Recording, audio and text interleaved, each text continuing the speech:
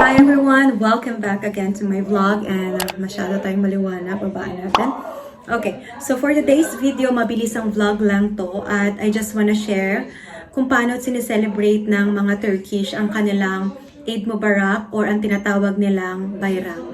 So ano nga ba yung Eid Mubarak? Ang Eid is a important Islamic festival that celebrate in the end of Ramadan. So today, ang end of Ramadan, ano bang date ngayon? April 10, 2024.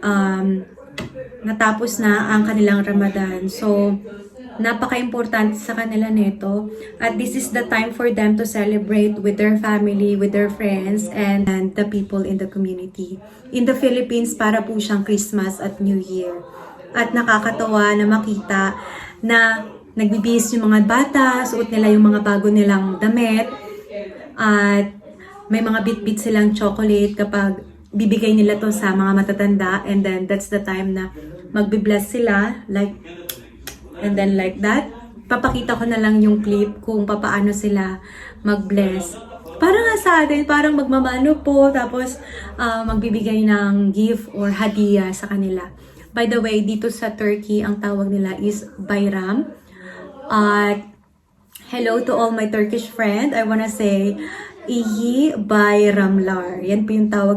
At ito rin yung time na mag-share sila ng kanilang mga foods. Ipapakita ko na lang din yung clip. At syempre, traditional food ng mga Turkish. So later, i-show ko rin sa kanila yung ano. And yeah. Okay, so I think I'm done with my vlog because this is just a simple and short vlog, okay? Because I just want to share with you ano ang mga kaganapan sa Eid Mubarak dito sa Turkey. Because this is just my first time and I'm so happy to experience here. So, thank you so much for watching. Gole gole!